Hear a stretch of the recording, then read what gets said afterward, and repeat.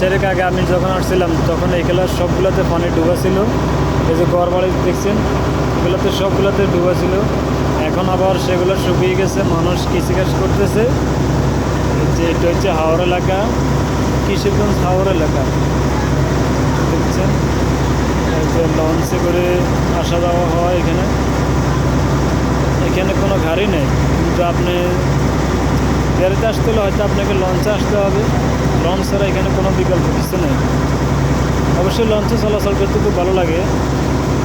এই যে দেখছে ভুট্টা ক্ষেত, কি বিশাল আকারের ভুট্টা ক্ষেত করে রয়েছে। অথচ কিছুদিন আগে এখান থেকে ট্রলার চলতো, এই ভুট্টা ক্ষেতের উপর দিয়ে ট্রলার চলতো, লঞ্চ চলাচল করতো।